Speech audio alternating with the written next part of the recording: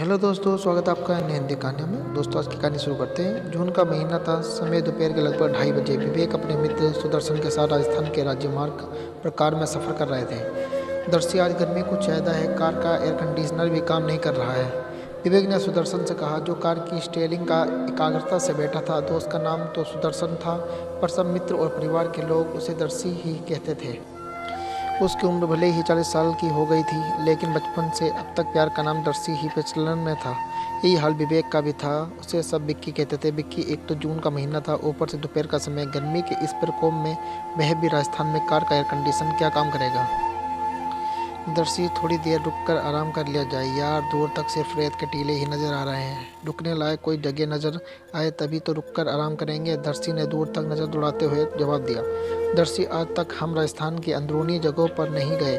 जयपुर, अजमेर और उदयपुर तक ही सीमित रहे। आज हमें राजस्थान की अंदरूनी जगहों पर नहीं गए। जयपुर, अजमेर और उदयपुर तक ही सीमित रहे। आज हमें राजस्थान की एकदम अंदरूनी जगह के लिए एक चुनौती मिली है, जहां हमें अपना हुनर दिखाना है। विक्की, हमने उस सेठ की बातों में आकर चुनौती स्वीकार तो कर ली, लेकिन क्या हमारी मेहनत का पैसा मिलेगा। दिल छोटा मत कर यार। इस सेठों के पास पैसों की कोई कमी नहीं है यार। आधा घंटा हो गया, रेतीला रेगिस्तान समाप्त ही नहीं हो रहा है। जून के महीने की दोपहर में अगर कार के एसी ने बिल्कुल जवाब दे दिया, तब क्या हालत होगी। जो होगा देखा जाएगा। अब क्या कर सकते हैं, विक्की ने कहा। विवेक और सुदर्शन दोनों बचपन के दोस्त थे। स्कूल से ही लंगोटे यार। पैसे से आर्किटेक्ट एक साथ पार्टनरशिप में काम करते थे। दोनों ने 1 महीने पहले ही उदयपुर में एक हवेली नुमा कोठी का नक्शा बनाया था। जब कोठी बनकर तैयार हुई तो उसकी जमकर तारीफ हुई। आज के आधुनिक युग में पुरानी हवेली जैसी कोठी का निर्माण विवेक और सुदर्शन की देख रेख में हुआ।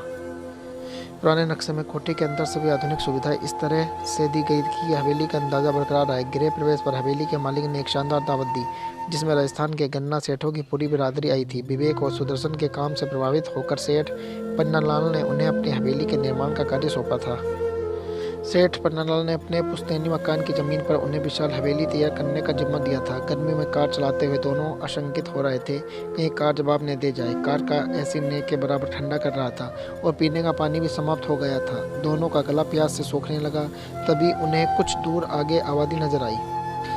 वह एक छोटा सा गांव था। गांव में सड़क किनारे ट्रक रिपेयर की वर्कशॉप थी। कुछ दुखी पर दोपहर की गर्मी की वजह से बंद थी। सुदर्शन ने कार ट्रक रिपेयर वर्कशॉप के पास रोकी। वर्कशॉप से एक मिस्त्री बाहर आया। साहब, कार दिखानी है? ठीक हो जाएगी। हमारी वर्कशॉप में स्कूटर, बाइक से लेकर कार, ट्रक सभी रिपेयर होते हैं, मिस्त्री ने बताया। विवेक और सुदर्शन उसकी बात सुनकर मुस्कुरा दिए। भारत तरक्की पर है, एक ही जगह सभी सुविधाएं, और वह भी गांव में। कार तो ठीक है, पर गर्मी बहुत है, पीने के लिए पानी चाहिए। विक्की ने कहा। उस आदमी ने आवाज़ दी। एक लड़का वर्कशॉप से निकला और साथ लिए दुकान खोली, जिसमें किराने का सभी सामान मौजूद था। क्या लोगे साहब? सब कुछ मिलेगा। कोल्ड ड्रिंक्स भी है और ठंडी बियर भी। क्या पियोगे साहब?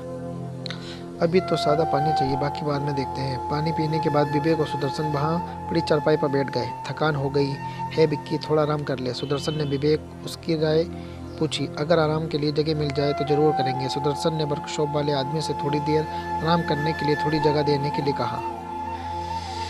साहब, आपको कहाँ जाना है? रंग बागड़ू में सेठ पन्नालाल के यहाँ जाना है। वह अपने पुश्तैनी घर की जगह हवेली का निर्माण करवाना चाहते हैं। हम दोनों आर्किटेक्ट हैं। रंग बागड़ू से तो करीब 80 किलोमीटर होगा, लेकिन यहाँ से आगे सड़क पर भरोसा नहीं है। सड़क पक्की जरूर है, रेत उड़ती है तो सड़क पर सिर्फ रेत ही रेत नजर आता है।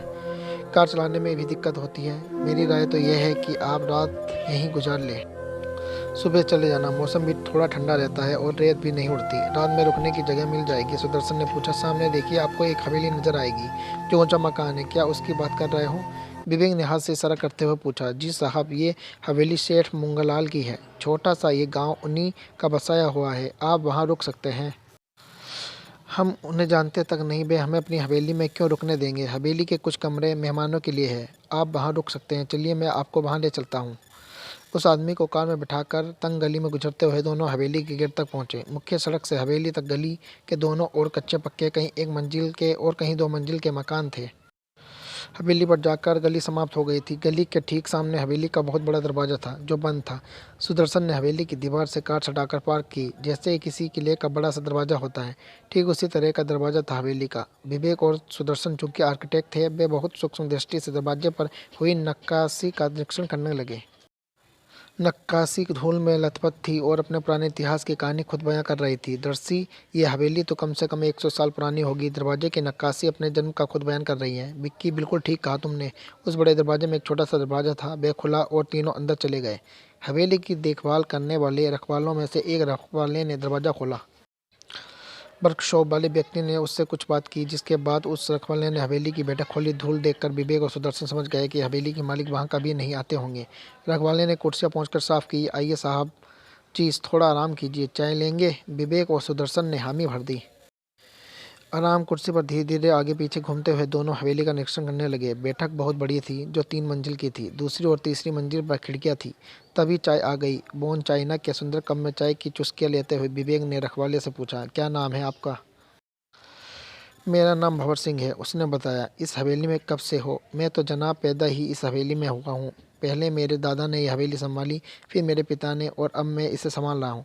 बहुत खूब, ऐसी सेवा भी किस्मत से मिलती है। जी जनाब, चाय कैसी लगी? चाय एकदम मस्त है, तुलसी और अदरक के स्वाद से चाय पौष्टिक हो जाती है। यह तो है जनाब। इस हवेली के बारे में कुछ बताओ, देखने में बहुत पुरानी लगती है। यह हवेली 200 साल पुरानी है। 100 साल से तो हमारा परिवार ही इसे संभाल रहा है। इसके मालिक सेठ मंगलाल है, 80 के लपेटे में होंगे। उनकी तबीयत कुछ ठीक नहीं चल रही, इसलिए अब यहाँ नहीं आते।